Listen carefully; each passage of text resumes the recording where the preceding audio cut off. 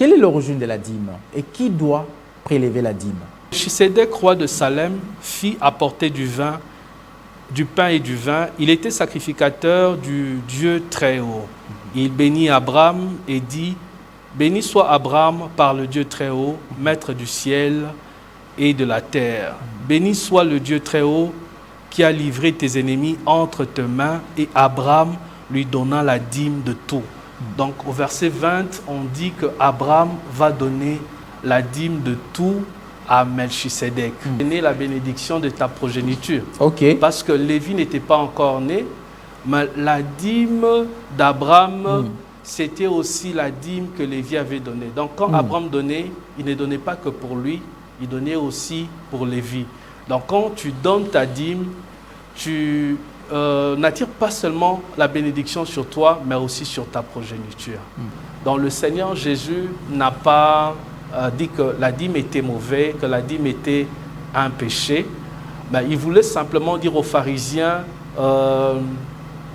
ce qui est plus important dans le royaume de Dieu, c'est d'abord la justice. C'est d'abord l'obéissance à la parole de Dieu. Pourquoi?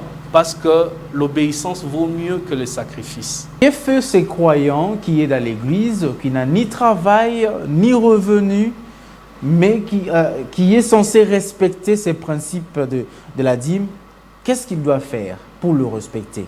Tout ce que Dieu met entre tes mains, tu prends le 10% de cela. Donc tu peux être chômeur, mais on peut t'offrir 100 $, tu prends 10%. Un don. Vous Oui, payez la dîme d'un don. Oui, oui. La Bible dit qu'Abraham a donné la dîme de tout ce qu'il avait eu comme revenu, alors que ce n'était pas sa propre richesse, ce n'était pas son propre argent, c'était l'argent qu'il avait pris ou bien le butin qu'il avait pris après la guerre.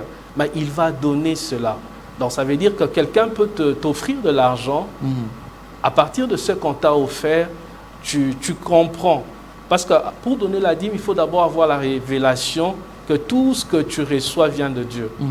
Dieu peut passer à travers ton travail, mais il peut aussi passer à travers les gens qui sont autour de toi, qui te donnent quelque chose. Tu dis, Seigneur, si je puis avoir cet argent, c'est parce que tu l'as voulu. Alors pour t'honorer, je vais enlever le 10% dans ce que tu m'as donné. Donc la dîme, ce n'est pas simplement pour ceux qui travaillent, mais c'est par rapport à tout ce que nous pouvons avoir entre nos mains. Parce que si quelqu'un prenait sa dîme, il donne aux pauvres, donne aux orphelins, est-ce qu'il a péché? Les pauvres ont aussi leur part. Dans la Bible, on parle de l'aumône. Donc quand il s'agit de pauvres, la Bible parle de l'aumône. Alors, il faudrait respecter les choses, mettre chaque chose à sa place. Il y a une place pour la dîme, et il y a aussi une part pour l'aumône. Et j'aimerais aussi m'adresser aux hommes de Dieu. Nous devons servir Dieu avec amour. Ne mettons pas l'argent en avant-plan. Servons Dieu, aimons les fidèles. Et le Seigneur lui-même sait comment venir à nos besoins, subvenir à nos besoins. Ne mettons pas trop de pression aux fidèles, ne manipulons pas. Et je crois que le Seigneur va nous bénir. La dîme et bénédiction, une promesse divine ou un malentendu théologique. C'est de ça que nous allons développer aujourd'hui dans cette émission Religion et Société. Nous avons reçu pour vous un pasteur serviteur de Dieu, pasteur Landry Bijibikilai, qui est responsable de l'église EJCC, donc Église glorieuse de Jésus-Christ, ici à Kinshasa, bien évidemment la capitale de la République démocratique du Congo. D'ailleurs, nous vous disons merci à vous tous qui étaient branchés de partout en RDC. Vous êtes en train de nous suivre de Congo-Brazzaville et Pointe-Noire, de partout là-bas, vous nous suivez. Ici aussi en République démocratique du Congo, beaucoup de serviteurs de Dieu. Je me rappelle d'ailleurs un comédien qui dit c'est le pays producteur de pasteurs. On n'a pas le choix. Les champs est grand, mais les serviteurs ne sont pas aussi nombreux. Donc il faut en avoir, c'est la parole de Jésus. C'est ce que nous allons développer aujourd'hui dans cette émission Religion et Société.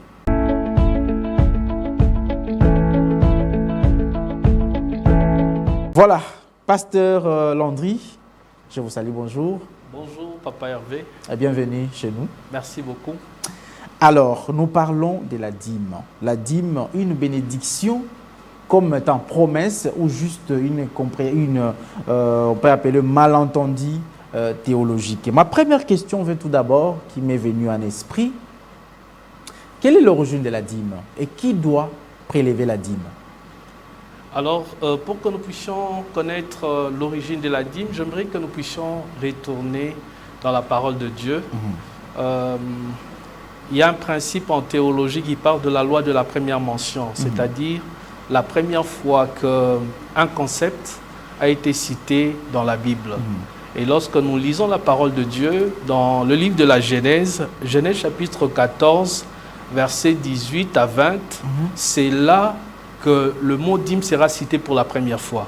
Donc je peux faire la lecture. La Bible dit « Melchisédek, roi de Salem, fit apporter du pain et du vin. Il était sacrificateur du Dieu très haut. Il bénit Abraham et dit « Béni soit Abraham par le Dieu très haut, maître du ciel et de la terre. Béni soit le Dieu très haut qui a livré tes ennemis entre tes mains. » Et Abraham lui donna la dîme de tout. Donc au verset 20, on dit que Abraham va donner la dîme de tout à Melchisédek. Donc en ce moment-là, Moïse n'était pas encore né. En ce moment-là, la loi de Moïse n'existait pas, mais le principe de la dîme existait déjà. Donc la dîme, c'est avant la loi de Moïse. Avant la gloire. Mais si faut ne pas dire pièce contre pièce, j'aimerais qu'on lise aussi Hébreux 7. Je crois dans ce verset, je peux commencer même au verset 8. Ici, ceux qui perçoivent la dîme sont des hommes mortels, mais là, c'est lui dont il est attesté qu'il est vivant. De plus, Lévi qui perçoit la dîme l'a payé pour ainsi dire par Abraham, car il était encore dans le rein de son père lorsque Melchisédek alla au-devant Abraham. Ici, j'ai comme l'impression, dans Hébreu ici, je crois que c'est Paul qui l'a dit, que si Abraham avait commencé par cette dîme et que lorsque Aaron est venu instaurer la dîme chez les Lévi, c'est tout simplement parce que tous ces enfants-là étaient encore dans Abraham. Quelle compréhension vous donnez-vous par rapport à cela? Oui, justement, lorsque nous lisons Hébreux chapitre 7, versets 9 à 10, la Bible dit, lorsque Abraham a donné la dîme à Melchisédek, Melchisédek, il représentait Jésus dans l'Ancien Testament. Lévi, qui était dans ses reins, l'a aussi payé. Alors, je comprends par là que la dîme a une portée spirituelle. À travers la dîme, tu ne vas pas simplement être béni, mais ça peut aussi entraîner la bénédiction de ta progéniture. Parce que Lévi n'était pas encore né, mais la dîme d'Abraham, c'était aussi la dîme que Lévi avait donnée. Donc quand Abraham donnait, il ne donnait pas que pour lui, il donnait aussi pour Lévi. Donc quand tu donnes ta dîme, tu n'attires pas seulement la bénédiction sur toi, mais aussi sur ta progéniture. Donc c'est comme ça que moi je comprends ces textes-là. Alors dans ces textes-là, on ne dit pas que donner la dîme est mauvais, on voulait juste faire comprendre que lorsqu'on donne la dîme, la bénédiction ne nous affecte pas que nous, ça affecte aussi notre progéniture. Donc, alors, voilà. à l'étant à l'Ancien Testament, c'est le Lévi qui prélevait la dîme. Aujourd'hui, avec la Nouvelle Alliance, qui est censé prélever la dîme? Ah oui, aujourd'hui avec la Nouvelle Alliance, ce sont les hommes de Dieu qui doivent prélever la dîme. Mais je peux donner une écriture. Nous n'allons pas lire, nous allons juste prendre la référence. C'est dans 1 Corinthiens. Nous sommes dans 1 Corinthiens chapitre 9, versets 13 à 14. Donc, lorsque nous lisons ce passage, la Bible dit que Dieu avait fait en sorte que ceux qui servent à l'autel mangent à l'autel.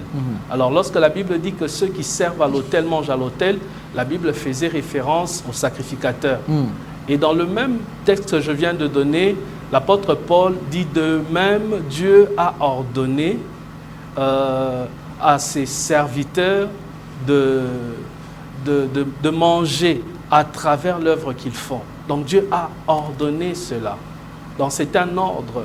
Il s'est référé à ce qui se faisait dans l'Ancien Testament. Vous voyez? Donc de la même manière que le sacrificateur prenait la dîme, actuellement ce sont les hommes de Dieu, ceux qui sont dans les 5 ministères qui ont droit à la dîme. Mais si on regarde le Nouveau Testament, aucun passage, aucun verset biblique dans le Nouveau Testament par les apôtres, Paul, Pierre et consorts, n'évoque la dîme. Par contre, ils sont en train de parler des offrandes, mais pas la dîme. Ah oui, donc dans le Nouveau Testament, le Seigneur a parlé de la dîme. Lorsque nous lisons dans Matthieu chapitre 23, le verset 23, il reprochait aux pharisiens qui prélevaient la dîme, mais qui négligeaient ce qui était plus important dans la loi, c'est-à-dire la fidélité, la miséricorde. Il négligeait un peu cela.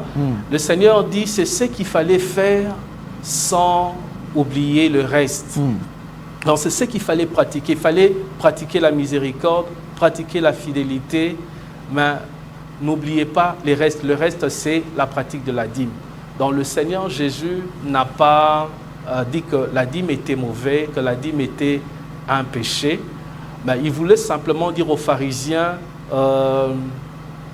ce qui est plus important dans le royaume de Dieu, c'est d'abord la justice. C'est d'abord l'obéissance à la parole de Dieu. Pourquoi? Parce que l'obéissance vaut mieux que le sacrifice. Une fois que tu obéis à la parole de Dieu, ensuite, n'oublie pas le reste qui est la dîme. Donc Jésus n'a pas condamné la dîme. Alors c'est lui notre modèle, c'est lui que nous devons suivre. Avant que nous prenions cet aspect bénédiction de la dîme, est-ce qu'on peut remplacer, c'est-à-dire cet aspect dîme-là, on peut remplacer par exemple, on dit, bon, je ne donne pas l'argent, je donne telle chose. Oui, on peut le faire. On peut le faire parce que si nous revenons justement à l'origine de la dîme que Abraham avait donné à Melchisedec, c'était le butin de guerre. Donc tout ce qu'il avait eu comme richesse après avoir combattu le roi qui avait enlevé Lot, son neveu, il va donner cela. Ce n'était pas simplement de l'argent, ça pouvait aussi être des richesses en nature. Et Melchisedec, qui est l'image de Jésus, avait accepté cela. Donc, tu peux donner la dîme en nature. C'est ce qui se faisait aussi dans l'Ancien Testament avec la loi. Mais maintenant, avec l'évolution, parce que à l'époque, les gens étaient plus des agriculteurs, des éleveurs. Voilà pourquoi ils pouvaient donner la dîme des récoltes, ils pouvaient donner un bétail. Mais maintenant, nous avons un salaire, nous travaillons et on nous paye en espèces. Voilà pourquoi actuellement, dans l'Église, nous donnons la dîme en espèces. Mais maintenant, si quelqu'un apportait la dîme en nature, nous n'allons pas refuser. Le plus important, c'est les principes qu'il y a derrière. Donc, c'est le principe qui doit être respecté, donner le 10% de ton revenu. Est-ce que c'est une condition sine qua non pour recevoir la bénédiction? Je dirais non, ce n'est pas une condition sine qua non pour recevoir la bénédiction, mais c'est un principe important dans le royaume de Dieu qu'il faut respecter. Alors quand je dis que ce n'est pas une condition sine qua non, ça signifie que Dieu peut nous bénir aussi sans passer par la dîme.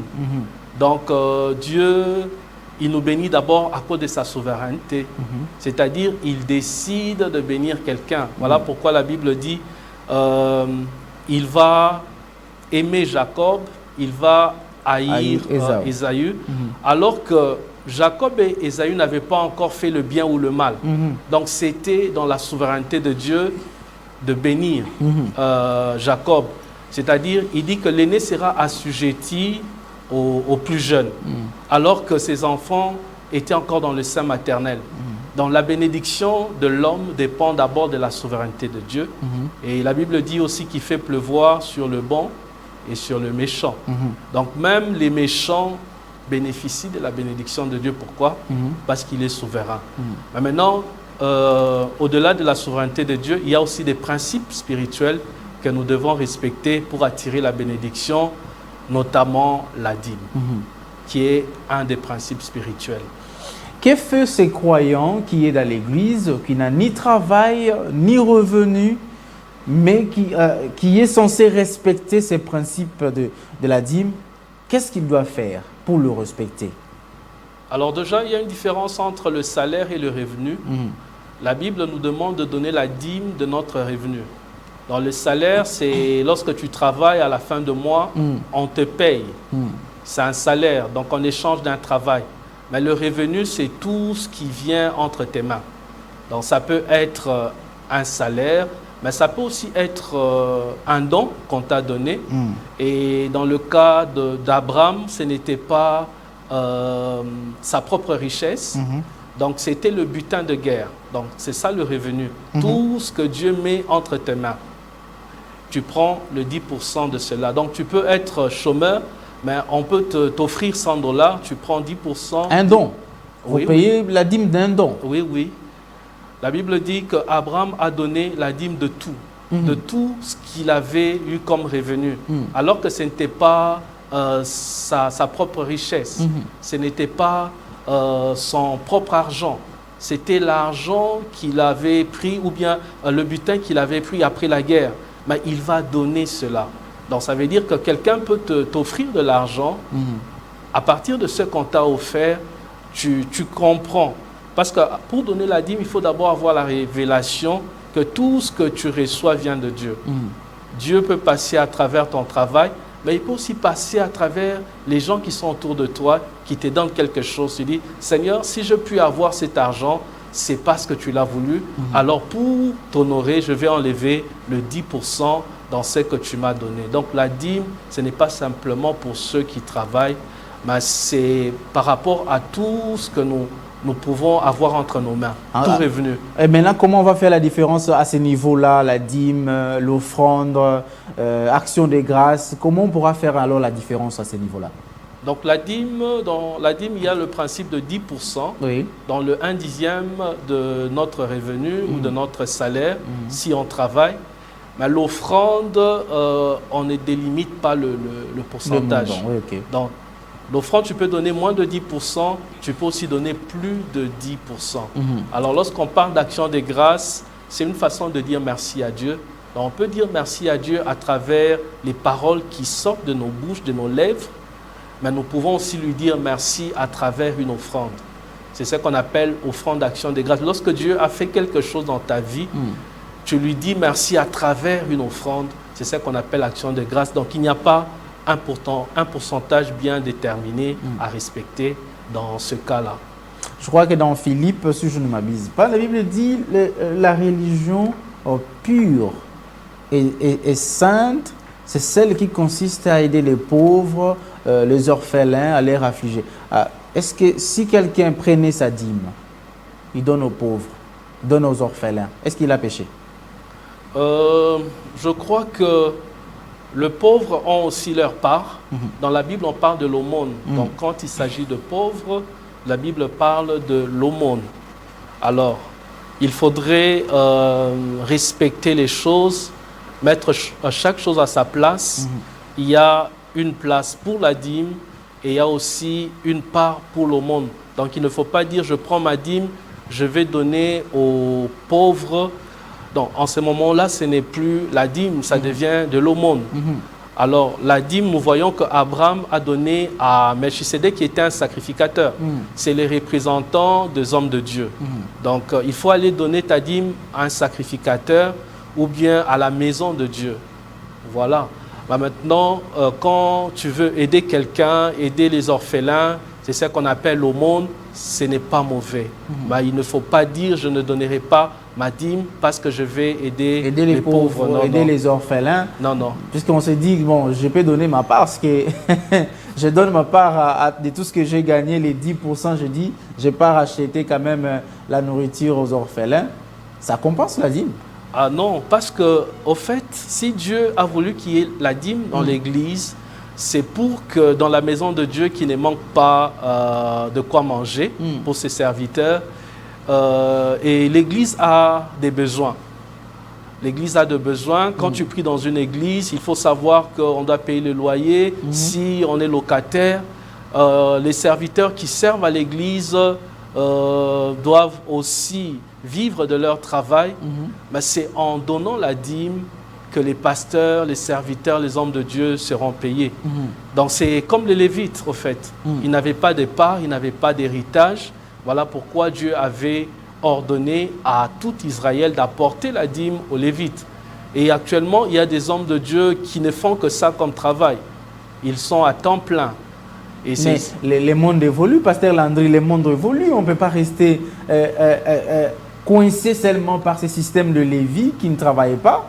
Aujourd'hui, les pasteurs peuvent aller aussi dans un bureau travailler, gagner aussi son salaire aisément et ne plus demander aux croyants la dîme.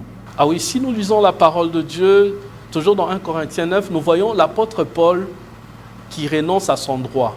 Il le dit. Donc lui, il travaillait.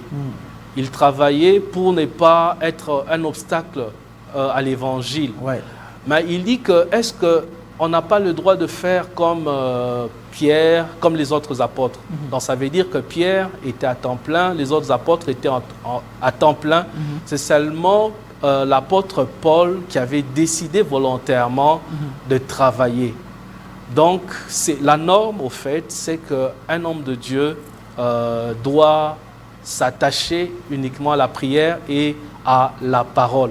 Mais maintenant, ceux qui travaillent, ce n'est pas mauvais. Ce n'est pas mauvais. Mais il y a aussi des hommes de Dieu à qui Dieu a même demandé d'abandonner le travail pour se consacrer uniquement à son œuvre. Parce que, au fait, les chrétiens pensent que servir Dieu n'est pas un travail. Donc, servir Dieu, c'est un travail.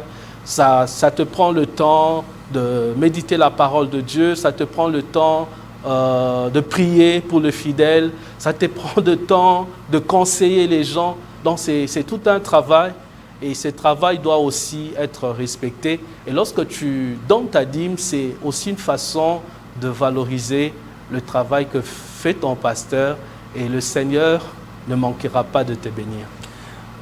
Révérend, j'aimerais vous poser cette question, ça me vient comme ça en esprit parce que nous disons nous sommes dans les temps de la grâce, Jésus est mort pour nous. Alors quelle place vous allez mettre la grâce dans la relation entre la dîme et la bénédiction? Ok. Donc nous voyons que dans la loi ou bien dans l'Ancien Testament, la dîme était une loi, c'est-à-dire une obligation. Mais avec la grâce, les choses ont changé. On ne donne plus par obligation, mais on donne par amour pour Dieu.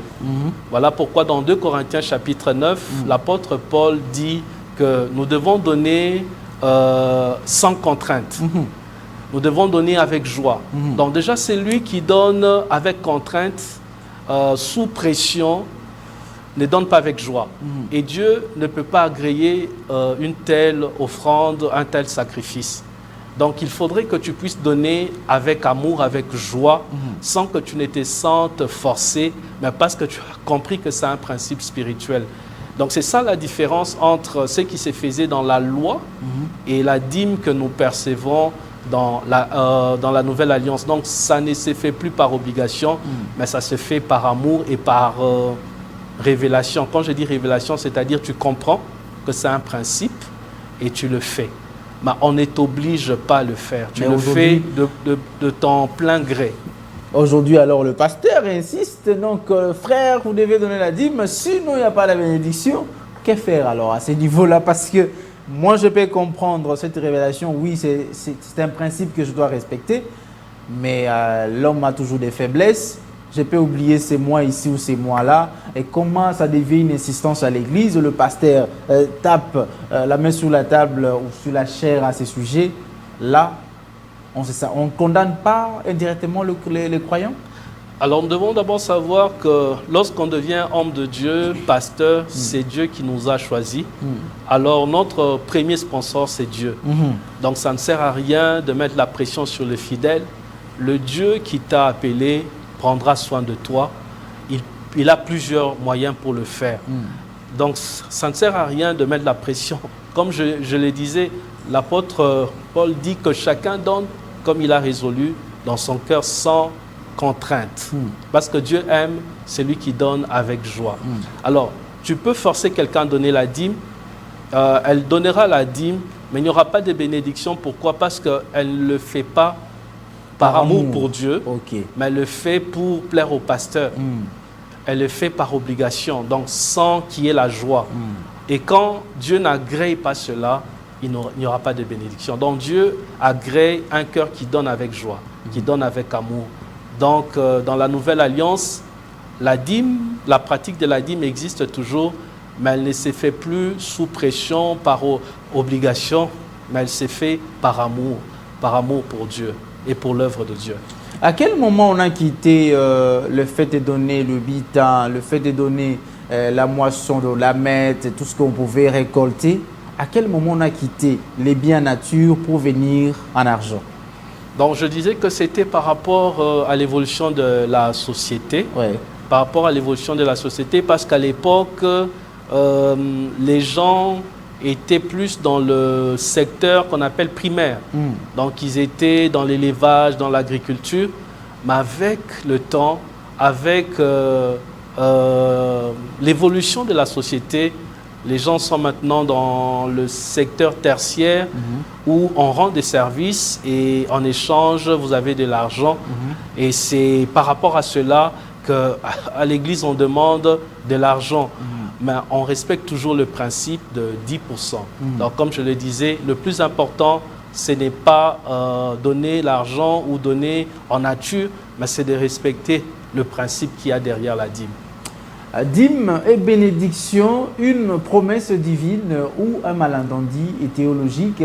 C'est notre sujet de ce jour que nous sommes en train de développer avec le pasteur Landry Jibikilai, le responsable de l'église glorieuse de Jésus-Christ, ici à Kinshasa bien évidemment.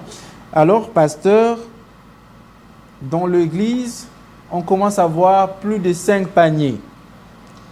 Offrande pour le prophète, offrande de ceci, offrande de ceci. Est-ce que tout ça là, c'est biblique? Bon, je dirais que ça dépend d'une église à l'autre. Moi, je parlerai de notre église. Nous avons la dîme et puis nous avons les offrandes ordinaires. Et lorsque nous avons un prédicateur qui vient, un visiteur, il y a l'offrande qu'on appelle l'offrande du prophète ou Galates 6.6. C'est lorsque on reçoit un invité. Donc il faut donner à tous ses biens à celui qui t'a enseigné. Oui, c'est ce que la Bible dit. C'est aussi une façon de soutenir le serviteur de Dieu qui est venu nous apporter la parole. Alors ça ne sert à rien, ce n'est pas important de multiplier plusieurs paniers, sauf en cas de nécessité. Donc quand il y a un besoin, peut-être un appel de fonds pour l'achat de la parcelle de l'église, ou bien vous avez un projet, il faut acheter les instruments, dans ce cas ça se comprend. Mais moi je pense que le pasteur titulaire qui prêche, lorsqu'on donne la dîme, c'est dans la dîme qu'on va soutirer son salaire. Les Galates. Donc voilà, il n'y a pas besoin pour le pasteur titulaire de mettre encore un panier Galates 6.6 parce que les fidèles donnent déjà la dîme, ils donnent déjà les offrandes. Mais lorsque vous recevez un visiteur qui vient de l'extérieur, pour ce visiteur-là, vous pouvez mettre un panier Galates 6.6. Et donc, pour ces visiteurs, vous mettez les paniers. Mais que dites-vous alors de ces églises-là qui multiplient des paniers ça et là? Qu'est-ce qu'on doit comprendre de leurs intentions? C'est juste, on peut le dire, ce sont ces pasteurs-là que Jésus disait que vous les reconnaîtrez par leurs fruits dont ils seront en train de vouloir aimer l'argent à tout prix. Alors, je ne suis pas mieux placé pour critiquer, pour juger les hommes de Dieu. Non, vous ne le jugez pas, vous donnez votre point de vue. Donc c'est le Seigneur qui sait qui est dans le vrai et qui ne l'est pas. Alors si dans une église, il est important qu'il y ait 2, 3, 4 paniers pour l'avancement de l'œuvre, il n'y a pas de mal. Mais s'il n'y a pas de nécessité à le faire, je ne vois pas pourquoi il faudrait le faire, surtout lorsque ça scandalise certains frères. Oui. Et parce que vous allez voir, on vous demande ceci, prophète. Il y a, je ne sais pas si aussi la prophétie, il le faut aussi pour payer pour la prophétie. Alors, le Seigneur Consultation prophétique, il faut payer action de grâce pour la prière. Le Seigneur dit, vous avez reçu gratuitement, donnez gratuitement. Voilà. Donc quand il envoyait ses disciples aller dans les maisons pour apporter l'évangile, pour prier pour les malades, il a dit guérissez les malades. Ensuite il dit, vous avez reçu gratuitement, donnez gratuitement. Donc le don que Dieu nous a donné ne se vend pas. Les prophéties que Dieu nous donne, le don de prophétie ne se vend pas. Donc on ne peut pas faire un commerce autour des dons spirituels que Dieu nous donne. Parce que nous aurons de comptes à rendre un jour devant celui qui nous a appelés, devant celui qui nous a établis. Donc il n'y a pas d'offrande à donner avant de rencontrer un homme de Dieu, avant qu'on ne te donne la prophétie. Ce n'est pas dans les principes de la Nouvelle Alliance. Et curieusement, c'est là où beaucoup de gens y vont. Parce qu'il y a des prophéties. Les pasteurs, ils mettent... Il y a Moulongo et Salemi pour nous écouter un pasteur, il faut payer les droits de rencontrer le pasteur. Après la prophétie, non, on doit prier maintenant pour cette prophétie parce qu'on doit, ce qui est révélé est condamné par la prière. Voilà, pour la prière, il faut payer autant et l'enveloppe, il faut tchanakati. Alors moi je dirais qu'il arrive de fois, lorsque nous recevons des gens, nous prions pour eux. Après la prière, ils nous donnent l'enveloppe. Mais on ne conditionne pas la prière à l'enveloppe. Okay. C'est-à-dire on ne dit pas avant que je ne prie pour toi, donne d'abord l'enveloppe. Et puis on n'oblige pas aux gens de donner l'enveloppe après avoir prié pour eux. Donc ils doivent le faire de leur bon gré. Donc comme je le disais, le principe c'est que nous devons donner sans contrainte. Nous devons donner selon ce que nous ressentons dans notre cœur. Donc on ne peut pas, avant de prier pour quelqu'un, exiger quelque chose. C'est contraire à la doctrine de la Nouvelle Alliance. Aucun apôtre ne l'a fait et nous ne devons pas le faire. Alors, Pasteur Landry, vous êtes d'ailleurs devant cette caméra que vous regardez là. Vous parlez quand même à nos téléspectateurs qui vous regardent à ces moments-ci. Ceux qui doutent aussi de ce qui a encore la confusion et l'incompréhension sur la dîme, un message particulier, mais aussi à ceux-là qui dérapent, les serviteurs de Dieu qui dérapent. Un message.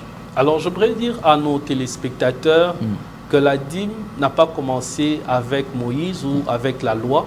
La dîme a commencé avec Abraham. Et Abraham avait donné la dîme de tout à Melchisédek. Melchisédek qui est l'image de Jésus-Christ. Or, c'est Jésus qui a amené la grâce.